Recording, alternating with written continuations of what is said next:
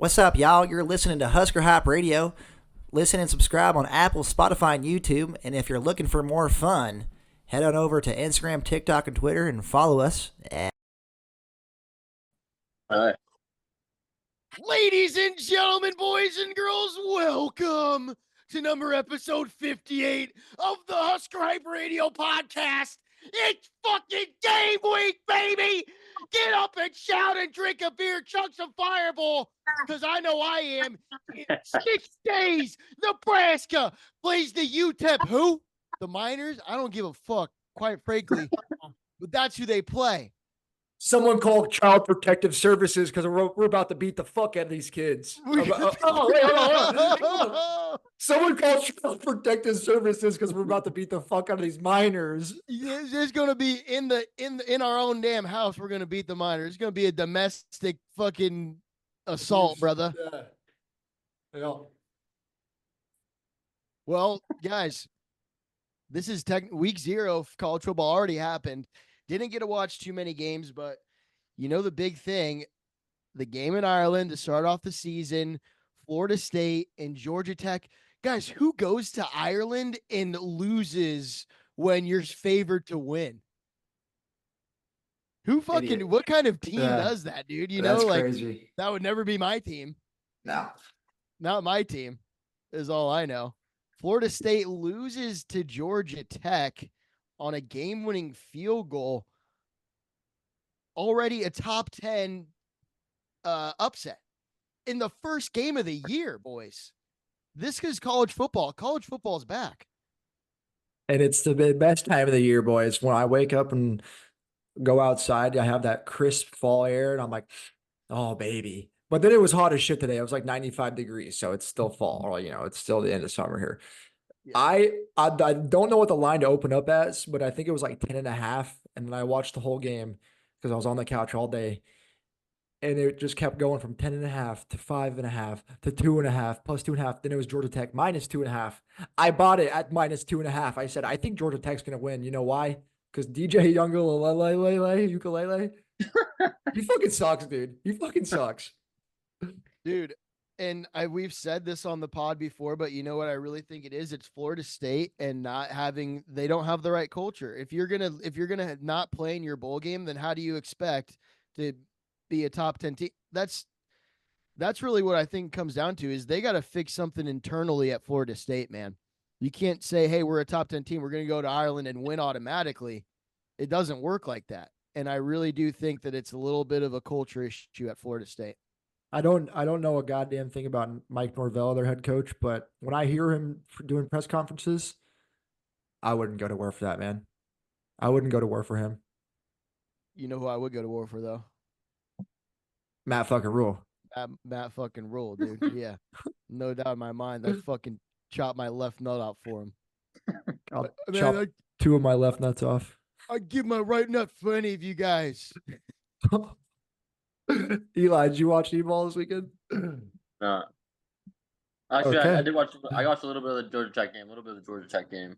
The boys called it 2 weeks ago. Florida State's going to be the most disappointing team in the ACC. We already knew this was going to happen, so this is no new news to the pod.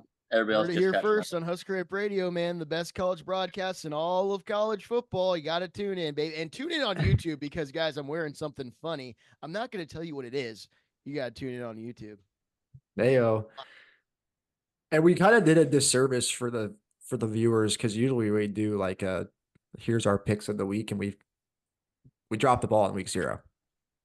We did. It's okay though. We're probably going to have to drop it this week, too. I was just thinking that. I just was thinking about how I don't have my picks for this week. But we can drop them on our socials. Follow us on Instagram and TikTok, and we'll see what happens. Our Twitter for sure. Yeah. Yes. Well, let's get into it, boys. Nebraska football news. The depth chart was released today. I said that there was going to be some ticklers in there, and I think I was right. What do we think here? Let's start with the offense. I feel like the offense is less surprising than the defense is to me. Are you guys agree with that? Yep, for sure. I think there's 2 things that were surprising on offense, but I think there's surprises on both sides of the ball. Go ahead. Tell me on offense, Eli. What do you got? Grant Seagren at backup left tackle. Not my favorite thing to see on the roster. That injury for Husker makes everything look a lot worse now. So that was surprising to see Grant Seagren from Oakland, Nebraska, which I have no idea where that's at to be. Really honest with you. It's And just up then there off Interstate 6. It's 680 over there. Just it's the north exit from I-80. oh, gotcha. And then the Janarian Bonner being in the starting slot. I thought Lloyd or Coleman would be starting over him, but we're gonna have some big receivers out there. I know the wide receiver room. When I look at that, I that might be the most stacked room on the team. I mean, 3 deep for the slot, wide receiver, and all those guys can catch footballs. All those guys made plays last year, either if they were at Nebraska or in high school or at Wake Forest. But I really feel like that wide receiver room is freaking dirty, dude. And Dylan's got some weapons for his first year. Dylan Raiola starting quarterback, Heinrich behind him, and then Daniel Kalen. Didn't list Jalen Gramstad. That kind of just shows you how the divide or the gap between NAIA and D1 football. You can be the best player in NAIA and then go to Nebraska and have 2 true freshmen starting above you. How much of that do you think it's like Coach Rule also playing a little bit of like politics? Is there any politicking in this, or is he? I'm gonna put the depth chart for the best man. Well, I do not think it's. I do not think it's any politics, because I'll tell you why. When I look at wide receiver and I see Alex Bullock as number 3, if this was Scott Frost's offense, he'd have Alex Bullock up there as number 1 because he's been there the longest. But right now, we're trying to find the best football players that can play. And Alex Bullock, he'll play. He'll play downs. I'd have no doubt in that.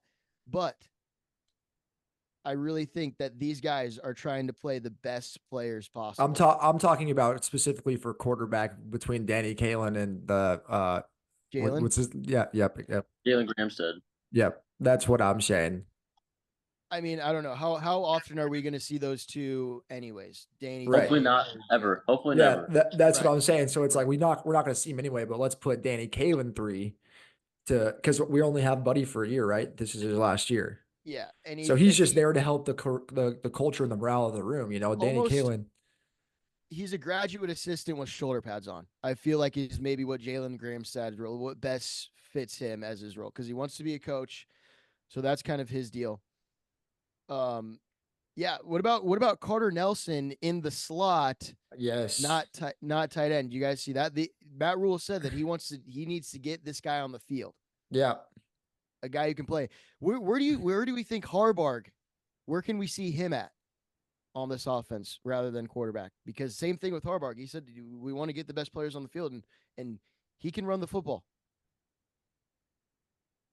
Got to be some Taysom Hill formations, and that's the only way I can think of it. You're not putting him at tight end to get lit up by a defensive end. I could see him playing some running back and some slot for sure, or even playing maybe out wide a few times if he's just doing some quick routes. Well, kind of what's different with Harbarg though is he is our second string quarterback. So like Eli said, we can't put him at tight end and have him fucking getting blown up by a DN. You know, you got to protect him a little bit. He's still your quarterback, but you want him to go on the field and make plays. So that's the tough thing that I think this offensive staff is going to have to figure out for sure. How to utilize Harbarg, but not fucking put him in tricky situations, you know? Or just some wildcat shit. Hey, when we're on the 2-yard line and Heinrich Harbarg is back there at shotgun, well, the ball's going to him, and I don't give a fuck if you know that or not, because we're punching it in, motherfucker. You know, I don't think that's what it's gonna be. Dude, I don't think Harburg. He's like, yeah, I'm worried about getting hit, but he's worried about putting the ball in the pay dirt. Oh, I think he's more worried about if he doesn't sacrifice for this team. I think that's more in the coach's head, not in Heinrich's head. When he goes in there, he's going to be a dog. Yeah, and he's going to do all he can do. If he gets a concussion, so be it. I'm a Nebraska Cornhusker, and I'll wear that concussion with pride. Boys, the running back room. The biggest question mark probably on the offensive side, besides left tackle and a couple other offensive line spots. But that running back room, the only one on the whole depth chart besides special teams with oars on it. Ramir Johnson, #1, Emmett, Gabe, and then Dante Dowdo. Yeah, What do I we think think this about is. this? Is this concerning to us, or is this kind of a Matt Rule political thing where he's going, hey, one of you guys needs to step up and make yourself that I don't want an or behind Yeah, that first guy's name, you know? yeah, I think that's probably what it is. They're all going to have a lot of reps and whatever the first few weeks against these guys, and then down the stretch of the season, it'll be one dude, Yeah, one main guy. But they'll probably run them all quite a bit. you got to rotate running backs in the Big Ten. You have to rotate running backs in the Big Ten. Like that's no question there. All of these guys are going to see snaps at every game probably. But you need that workhorse. You need the guy who's going to be there at all. And I'm not going to be surprised if Ramir Johnson starts this game against UTEP, but Emmett Johnson ends up getting more carries at the end of the game. I like that. Or Gabe Irvin, you know? Yeah. Okay. I like that. I like that, Ed. Eli, what do you got to say on this running back room? I think it's a positive in the fact that we have three dogs in the room. You need three running backs in the Big Ten. 4. Yeah, 4, but 3 are competing for the starting job. Dante's still fixing some things. That means they can all pass block. They're all good enough in pass pro. They're all good enough in running the ball. So everybody's improving. And for Emmett Johnson in his future here, we're taking some carries off his back or off his legs, keep him fresh for the future. Right. I do like that part of it as well. I'm just looking at this right now. Gabe Irvin is listed as a junior. What? Maybe he got hurt twice. Yeah, Gabe Irvin has one more year, I guess. COVID hurt twice. Hey, I'm not complaining though. Yeah, yeah, I don't care. That's interesting to me. I feel like after all these years, he's a guy that, I mean, it's obviously because he's been injured so much that you're just like, I never see you play. I've never seen you play, it feels like. After all these years. Yeah. His name has been the talk of the town for Right. a while, but hopefully this year, finally, the injuries get out of there. Yeah. Tight end, really quick. Let's talk about tight end. What do you think the rotation is going to be there? Because I know Fedoni, it's his fucking year, dude. It's Fedoni's year. He's listed as a junior too. So, how do we think Nate Bokacher and Luke Lindenmeyer, Papillion, Nebraska native? Let's go, baby. The better school of the Monarchs. Let's not even get into that. How do you think that Luke Lindenmeyer and Nate Bokacher are going to be in this offense? Can we fullback too? Fullback is not on this depth chart. So are we going to see fullback formation? And who's going to be playing fullback? Is Janiron Bronner, the fullback last year, going to be playing? Are we going to have Lindenmeyer and Bokacher? Do we think we'll see any fullback formations? Well, there's a guy that transferred from Notre Dame. I can't remember his name right now, but he transferred here to play running back. Barrett Liebentritt. Fullback. Yeah, he transferred to play fullback, so I can imagine if somebody's playing, it's going to be him. Okay, yeah. I like that. Barrett Liebentritt, not listed anywhere on here, but he is our fullback if we have that formation. Yeah, it's interesting. But the 2 tight ends, there's going to be that 21 personnel. We'll see that for sure. This offense, I feel like, is going to look totally different this year. Oh yeah, yeah, for sure. It should. Hopefully it does, because we need it to look a lot different. I'm fired up, boys. Thomas Fedoni, 6'6", 255. Jesus Christ. All right, boys. Defense, really no surprise on those front 3. Just I see those 9 names, and I all know that they can play football and make sacks and force fumbles for us.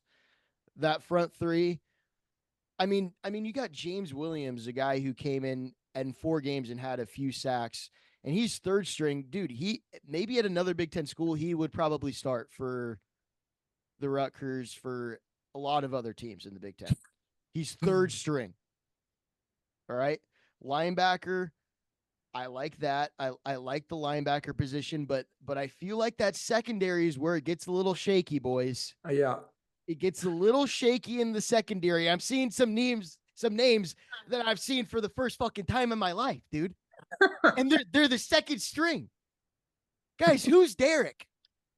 Who's Derek Branch? Who the fuck is Derek Branch, dude? I've never heard of Derek Branch before. And that's a little concerning to me.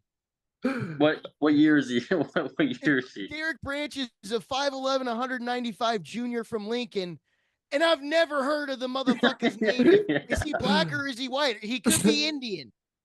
We don't see color. Nobody knows. Yeah. Fuck is Derek Branch, bro? He is And black. he's our second just string for the first for the behind record. Malcolm Hartzog, who had problems with injuries last year. What do we think about this safety position? We got Malcolm Hartzog and Deshaun Singleton starting safeties. Isaac Gifford, you could call it Rover, but he's pretty much a safety too. Boys, and the guys behind him, Ramir Stewart, Derek Branch, and Kobe Bretz, I'm not too familiar with. I know Kobe Bretz was a West Side kid, but I don't know, man. What do we think? Are we as concerned as I am, or am I overreacting right now? Is this Big Red overreaction? I mean, I don't think that there's room to have like a little bit of apprehension. I mean, who gives a fuck? These boys are dogs. They're gonna be black shirts, and we're gonna have a solid fucking defense. I know we can say this, and we're Husker Hype Radio. We're here to hype up the fans. But seriously, guys, who the fuck is Derek Branch? He's played in one. he's played in one game. He redshirted 2 years somehow, and then last year he played one game and got one tackle against Illinois or Northern Illinois, excuse me. Okay. That's Derek Branch. But say the first names: Tommy Hill, Isaac Gifford, Malcolm Hartzog, Deshaun Singleton, Marquise Buford. I mean, those are all names that you see those, and it gets you a little hard. Right, but a lot of these guys, Marquise out with an injury last year, Deshaun out with an injury last year, Malcolm out with an injury last year. I want guys who I know their fucking names that when they come on the field, so I don't look like an idiot on Husker Hype Radio. They'll have you remember their name, Eddie. You'll be saying them a lot. It'll take you one quarter. You'll say their name so much within one quarter, all those tackles, that you're gonna remember them. Ramir Stewart, you're gonna like him, Ed. That boy's from Pennsylvania. That's a Matt Rule product right there. That boy can lay the wood. Okay. I like that. Man. Yeah. That's all we gotta say for all these names. Yeah. Wait. Did Matt? These guys are on Matt Rule's team. Then I like it. Exactly. I like it. I'm flipping. I like it all. I like it all on the defense. Sierra Wright. That's a name I haven't heard. You know a name that's not on here? What USC. What year is Zaire Wright was in Space Jam 2, bro. Zaire Wright's a dog. He was LeBron's son in Space Jam 2. Oh shit.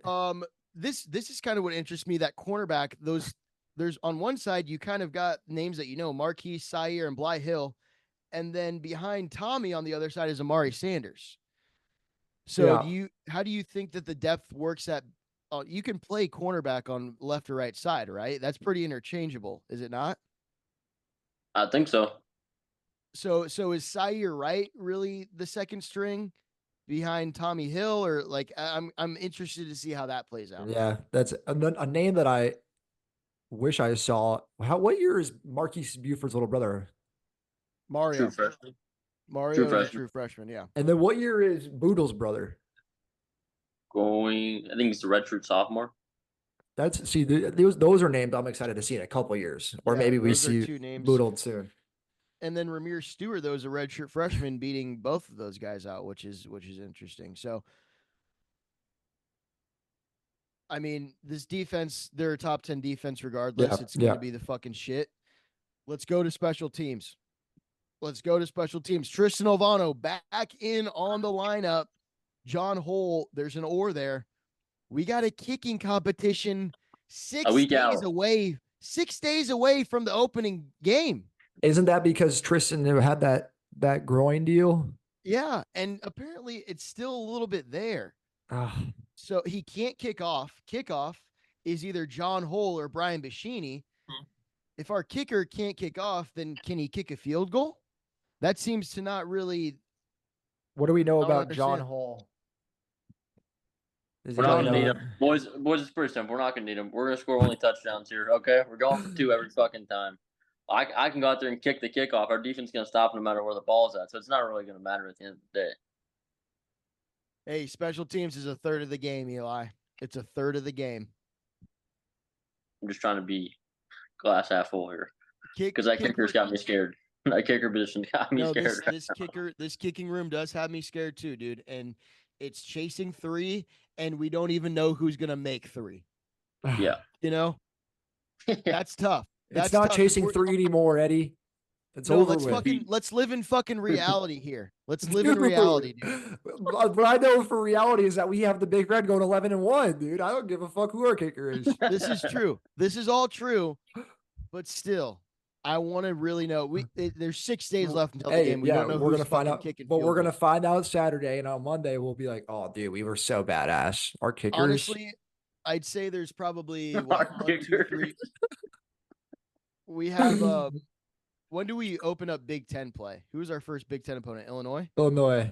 Yeah, so we got until then to really find out who our kicker is, because we're not fucking going for field goals against these fucking non-conference opponents. You think we're gonna try to kick a field goal against Colorado, bud? We're gonna punch it in their throats, buddy. Yeah. Come on, dude. Let's be real here, boys. And if we need to go for 2, if we need to go for 2 after every touchdown, we'll go for 2 after every touchdown. I like that. But no, anybody can kick an extra point, dude. Fucking Eli can kick an extra point. No, I cannot. I don't know if I would trust myself to do that. I'll be honest. Is it one of those things where you got to go like Mike Leach did? You know, where there was a contest at halftime, and he make the field goal and put him on the team. Yeah, we might need one of those, dude. We need to just go to the Nebraska soccer team, bro. Wasn't Alex Henry on the soccer team? That's how he was a soccer player, obviously, before he played football. Oh no, so. I know he played at Bellevue East. I think he was always pretty damn good kicker throughout high school. I'll find it out and I'll let you guys know next week. Okay. Yeah, let me know. Tease me for next week. Aaron. Yeah. Yeah. So depth chart recap. What do we say? Punter, dude, Brian Buschini. Let's circle that name, dude. He didn't really flip much field position last year. He's got to have a pretty goddamn good year this year. This is true, but Brian's first year here was pretty spectacular. All Big Ten. And punters, it's probably one of the punters and kickers is one of the most mental parts of football. Like I said, anybody can fucking boot a football 80 yards. Or a kicker can boot one 80 yards, but what happens when you're in Memorial Stadium, 90,000 people, or you're at Columbus and the game's on the line and there's 100,000 people screaming bloody murder to Nebraska?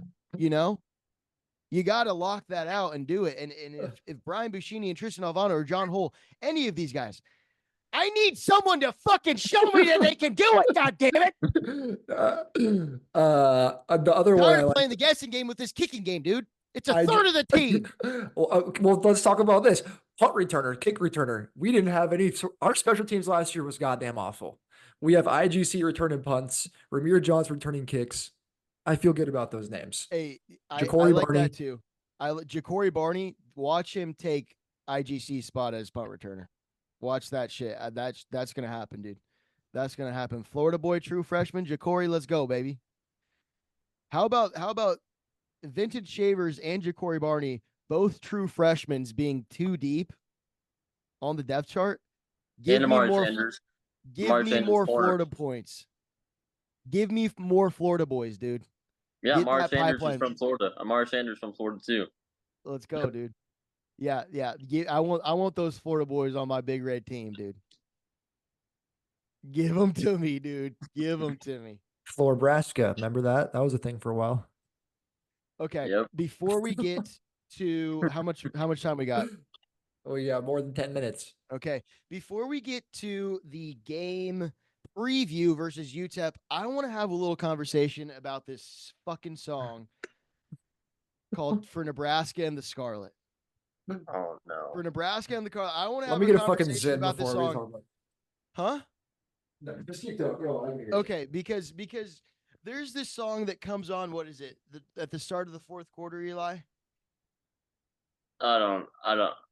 First time I ever heard it was in Aaron's car. It's after the first quarter.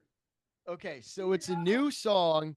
It's this little cheer song that somebody made in Lincoln. It was because we were about to play in Ireland, and so they wanted to get the vibes high for the Irish music, and so those songs for Nebraska and the Scarlet, for Nebraska and the Green, though they go through many battles. Okay, And then we lost. I get it. And then we lost. We should have ended the song then. We lost. Yeah, We should have burned ended it everything. right there. You guys are fucking, dude. You know what's so fucking dope is when you go to a European stadium and they all have their fucking chants and they're like, oh no no no no no. If we could get that going, what's cooler? What's cooler than the fucking tomahawk? Oh, Aaron, we got Go Big Red. We got Husker Power.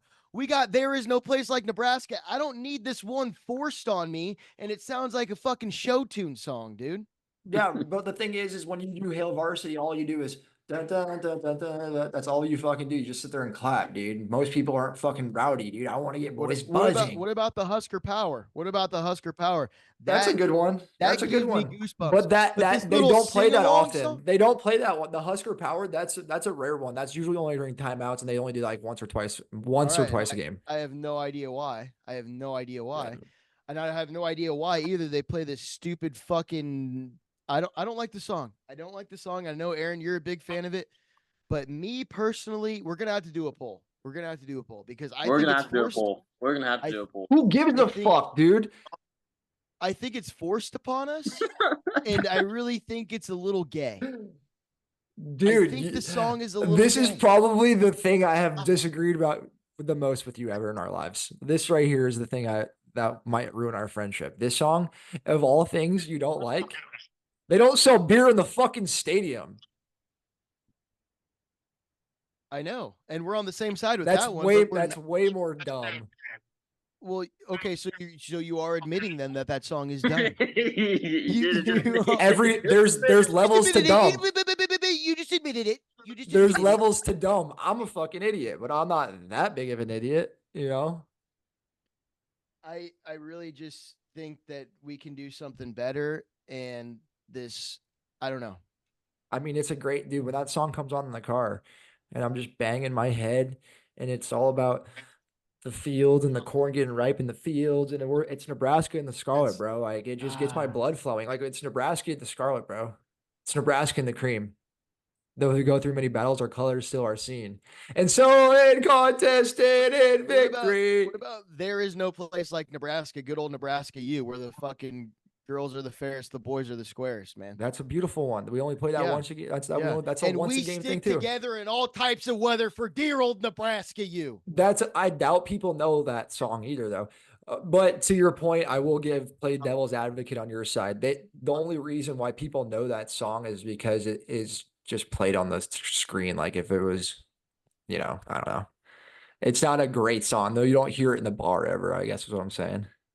No, and if we want to act like we're a European soccer team, then give me some fucking bloody fucking some shit where you can go Big Red, suck on the fucking Harry Conch, fucking bloody hell murder and shit. Boys, maybe that's what we should do, boys. Boys, we need to start the chant. We need like a good 6. Like, we need like I bleed red and I shit corn because I am a corn husker. We might be on to something. Something like that. I bleed red. I shit corn. Go Big Red. Fuck Iowa. Something like that. No, you don't. We don't put that in there because no, we don't put that. But everything else you said was great. I think that's good. I think I'll workshop something on the boys. All right, here it is, boys. 6 days away until Nebraska. 5 days, right? 5 days. Whatever you want to call it. Until Nebraska, the team that makes me more emotional than anything in my whole entire life, plays against UTEP. And this 2024 season is something that needs to be, the tides need to be turned, boys. It's this season. It's now or never. The curse needs to be broken. And it all starts week 1 against UTEP. 2:30 Central Time on Fox in Lincoln, Nebraska. Big Red's going to go out there. and they're gonna walk out of that tunnel walk. Which, oh, by the way, I bought a brick from the old Nebraska tunnel walk. I bought a fucking brick, dude. Guys, they got me. I paid $50 for a fucking brick. But you know Worth who's it. walked on it? Tom Osborne, Tommy Frazier. Matt Rule, Bo Pelini. Any other Husker Eric players ever Crouch played and in Ndamukong Nebraska? Suh. Yeah, yeah. Oh, I have this brick. Yeah, I'm gonna kiss it when I get it. I'm gonna fucking lick it and make out with it. You should send a video of that. I will. I will. But okay, so what do we got here, boys? How do we want to recap this? Here we go, real quick. Spread is 27.5. Nebraska's favored. Over under 48.5. So Nebraska has a four touchdown. Vegas thinks that Nebraska is going to win by 4 touchdowns. Do we think that's high or do we think that's low? I honestly think it's a little high. I think that's high. I think it's pretty fucking high, and I don't know if I want to take that line. I think it's high. I'm gonna Yeah, bet. I'm exactly. gonna bet $5,000 on it. I think it's But- high because Vegas knows that Nebraska will take the spread for Nebraska. Yeah, we everybody just gets so fired up on it. They know that we're yeah. That's why Nebraska is always like up in the national championship odds because they're like, oh, these dumb delusional Dumb fucks. folks. Yeah. We'll watch the TV program just because the word Nebraska is on the screen. Right. It's true, dude. But I would that's what take. it is. I'm going to take the over. The spread makes my balls itch, but I think over 48.5. But see, if I'm picking the over 48.5, it's got to be minus 27.5. It's got to be. Right, because Nebraska is going to score Yeah. 50 points. Yeah, and yeah. UTEP is going to score maybe 3. Right. You know, how do we want to do this?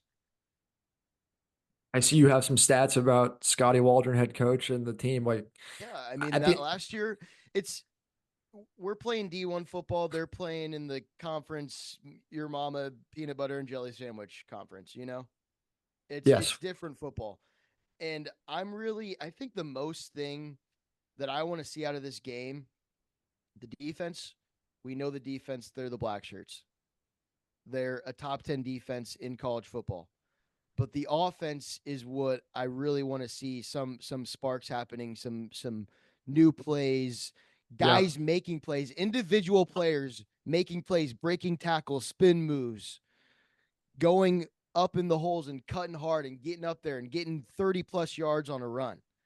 I think that's what I want to look at more than the defense. I already know what the defense is going to do, dude. They're good. But what I'm excited about the offense for is they're playing UTEP offense. This whole summer, all through fall camp, they've been playing a top 10 defense in the country. Mhm. So can they translate their practice play into real gameplay in front of 90,000 fans? We're all stoked for them, by the way. Mhm. And can Dylan Raiola translate his dominance in high school football all the way through and just be poised? It's his first college game. There's a lot of mental toughness to that. Adrian Martinez, before Dylan Raiola, is the only true freshman quarterback to ever start at Nebraska. So I'm just I think all the question marks for me are on the offensive side of the football. Can our offensive line just fucking move these guys, make holes that are big enough for a semi truck to fit through? Yep.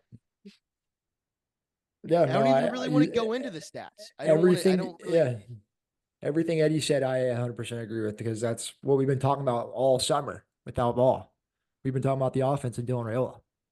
Besides Dylan Raiola, who do we think is going to really make plays on offense week 1? Ramir Johnson. You think that Ramir is gonna show out week 1 and solidify that running back spot in week 1? Maybe he won't solidify the spot, but he's gonna make plays in passing game, running game, and kick returner. I think he's gonna be somebody walk away from the game and be like, okay, Ramir's on. I think it will take a couple of weeks, probably the Colorado game, to solidify that running back spot. But I do think at the end it's gonna end up being Emmett. Really? I think that Emick is the quickest running back that I've seen in a while at Nebraska, and he showed that as a freshman. And I really think that if you want this program to keep climbing, then you're going to have guys to get experience that are playing for more years than Ramir Johnson when it's his last year.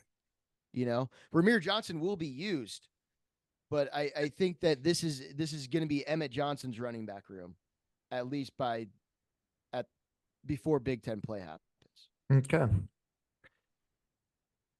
The name I want to circle is Jalen Lloyd. That's one that's the offensive player I want to have a good game. That I think Thomas Fidone really has to Yeah, that's a good go one. out and show his stuff if he wants to say that he's one of the best tight ends in the nation. He made strides last year, but to really prove it this year is going to be big for him. Mm-hmm. And I like won't be that. surprised. There won't be a doubt in my mind when he wins the best tight end in the nation. Like I don't think that'll be a surprise to any Nebraska fans at the end of the year. But he has to show it. He has to do it. Defensively, I think just it's about maybe creating turnovers. Yes. We know they can tackle. We know they can penetrate that front line. We know all of those things. Pass coverage is great. But can we get interceptions? Can we force fumbles, knock some fucking heads loose, and pick up the ball on the ground? I think those are my question marks for the defense. It's just, can we create turnovers? Start off with a good turnover margin. You know? Yeah. 100%. I like that. That's great. I want to have a better rush defense than we did last year. I think we held people to like 100 yards toward the end of the season, but it was at like 50 in the middle of the season. So if we hold these motherfuckers to like 50 rush yards, that'd be sick. Yeah. That would be Doable. nice. That'd be doable. I mean, same thing Should almost be. goes for the defense too, is they're playing a lesser opponent than who they've been playing in practice this whole fall, you know? Yep. Like Nebraska's offense is going to be better than UTEP's offense. So it's really these guys showing out, and can you make plays? The scheme is there on both sides of the football. We got one of the best defensive coordinators in the country. We got an The offense best. with weapons and a great quarterback. This offensive line, can they improve off of last year? Is Donovan Raiola really are we gonna see this change before our eyes on the offensive line? I like that. I'm fired up, boys. I'm fired up. It honestly hasn't hit me yet. It did a little bit starting to have this talk today, but honestly, I can't believe Nebraska football is playing in 5 days. Yeah. It won't hit you until you wake up on game day. Waking up on the first game day of the year, nothing like it. Going to bed Friday Nothing like night. Going to bed Friday night, I'm gonna be like, dude, when I wake up tomorrow, football. That's the problem. I never fall asleep. It's like Christmas morning. I'm like, doing all 7 touchdowns. Oh, Janarian Bond. Oh, can't sleep. Boys, we got 80 seconds left in the pod. Let's wrap it up. Any final thoughts? Score predictions. Hold on. Devil's advocate. UTEP might be a good football team. Going to throw a lot of different formations on offense and defense against us. Don't panic early. It's a different offense too than what they've been practicing against. It's Matt Rule said this in the press conference. Not a Big Ten offense, so that's something that they might have to adjust to. But they will make the adjustments, and it'll be fine. I got Nebraska 34, UTEP 10. 34-10. Aaron, I gotta go with. Dude, Nebraska's got to score this over under. I took the over. I got to go like 48-3. 48-3, Yeah. boys. all right. I'm going Nebraska 42, UTEP 3. Nice. And there you go, boys. Lockdown Nebraska heat. wins the game. We'll right. recap it on Monday. Fellas, We'll see that you call was that week. episode 58 of Husker Hype Radio. This is Husker Hype Radio Podcast, the best podcast in all of college football. As always, bleed red, shit corn, and go big red. Go Big Red, boys. Peace and butt grease.